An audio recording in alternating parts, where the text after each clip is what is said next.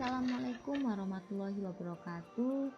Perkenalkan, nama saya Cici Erika Umardari dari Prodi Pendidikan Matematika Universitas PGRI Kanjuruhan Malang angkatan 2018.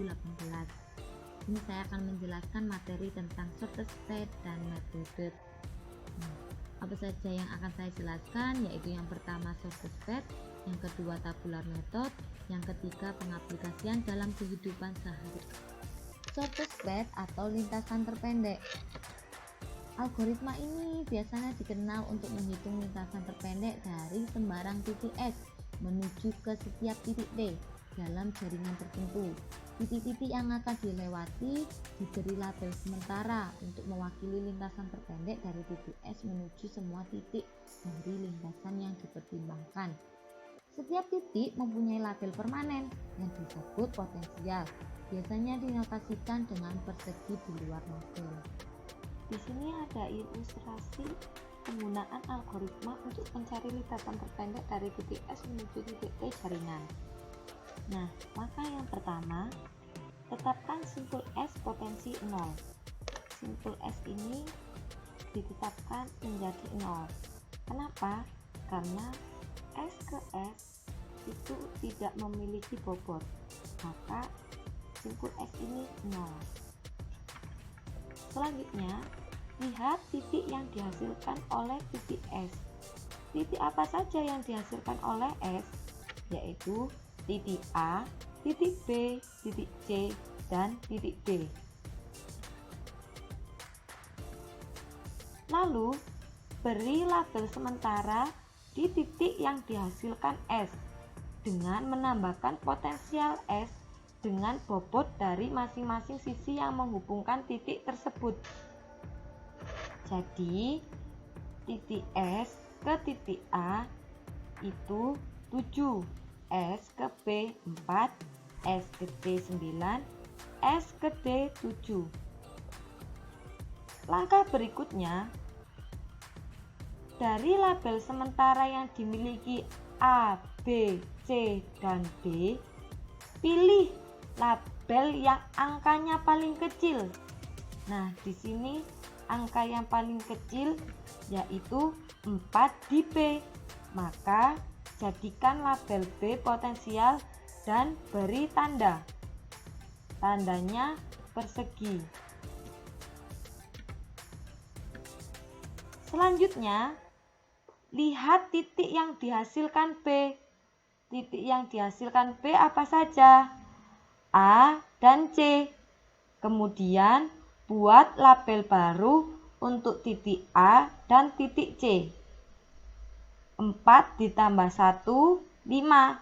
Jadi 7-nya ini diganti 5. 4 ditambah 3, 7. Jadi 9 ini dicoret diganti 7. Dari titik B tadi, label yang paling terkecil yaitu 5 di A. Maka jadikan 5 potensi A. Selanjutnya, titik yang dicapai dari A yaitu titik T. Maka buat label di titik T, yaitu 5 ditambah sama dengan 11. Selanjutnya, karena C dan D belum potensial, maka kita harus beri tanda C dan D potensi 7. Kenapa diberi tanda potensi 7? Karena 7 adalah potensi terkecil di C dan D. Selanjutnya, titik yang dicapai dari C dan D yaitu titik apa? Yaitu titik T. Maka kita cari labelnya.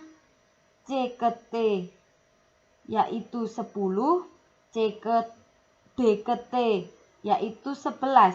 Maka label yang paling kecil berapa? 10, yaitu C ke T. Jadi potensinya yaitu 10 di T.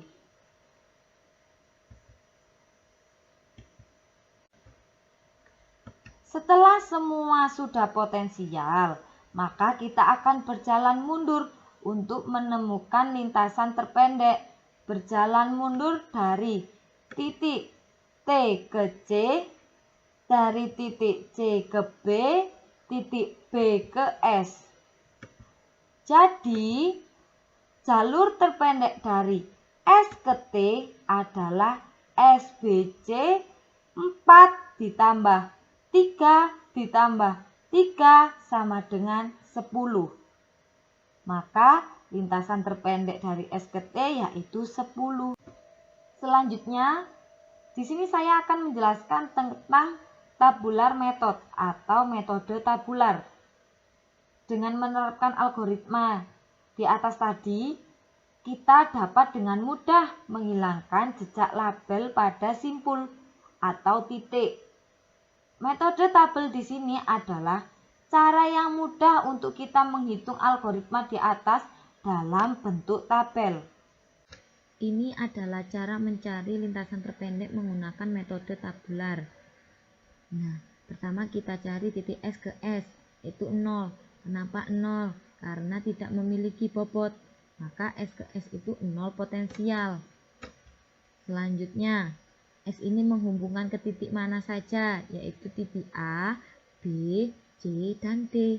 Maka kita jumlahkan potensi S ke titik A, B, C, dan D, yaitu 7, 4, 9, sama 7. Nah, karena S ke T ini tidak bisa dijangkau, jadi kita lewati terlebih dahulu. Nah, dari ke-4 label tadi, mana yang paling terkecil? Yaitu 4 di B. Maka 4 di B ini kita potensikan. Nah, 4 di B ini menghubungkan ke titik mana saja? Itu titik A sama titik C. Kemudian kita jumlahkan 4 sama 1, yaitu 5. Kenapa 7 tadi diganti 5? Karena kita mencari potensi paling terkecil. Nah, B ke C itu 7, jadi 9 di sini kita rubah menjadi 7. Nah, karena B ke D ini tidak bisa dijangkau, maka B ke D tetap 7. B ke T kita lewati lagi. Selanjutnya, dari titik tadi, mana angka paling terkecil? Yaitu 5 di A. Maka kita potensikan 5 potensi A.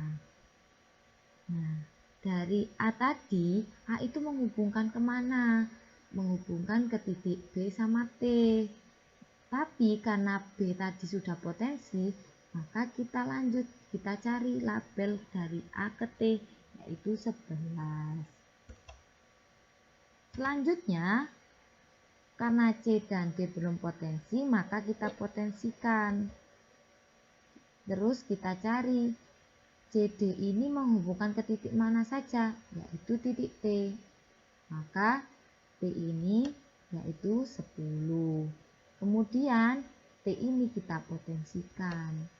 Setelah semua sudah berpotensi, maka kita bisa berjalan mundur untuk mencari lintasan terpendek, yaitu dari titik T ke C, titik C ke B, atau B ke S, yaitu 10. Jadi lintasan terpendek dari S ke T yaitu 10. 4 ditambah 3 ditambah 3 sama dengan 10. Selanjutnya saya akan memberikan contoh penerapan shortest path dan metode tabular dalam kehidupan sehari-hari. Ini peta menuju dari rumah saya ke pasar Krepet, karena setiap hari saya mengantar nenek untuk berjualan ke pasar Krepet. Maka saya akan mencari lintasan terpendek dari rumah saya ke pasar Krepet. Ini sudah saya beri titik-titiknya. Dari maps tadi kita rubah menjadi graf. Nah, seperti ini. Ya. Selanjutnya kita cari menggunakan metode tabular. Nah, tadi kan titik awalnya di A, terus titik akhirnya di F. Maka kita cari A ke A itu 0 potensial. Mengapa? Karena A ke A tidak memiliki bobot, kan nilainya 0. Nah, selanjutnya A ini menghubungkan ke titik mana saja, yaitu titik A ke B sama titik A ke C. Kita jumlahkan potensi A tadi seperti yang saya jelaskan tadi, yaitu 4. 0 ditambah 4 hasilnya 4. Selanjutnya A ke C yaitu 2. Karena A ke D tidak bisa dijangkau, maka kita lewati terlebih dahulu. A ke E, A ke F kita lewati juga.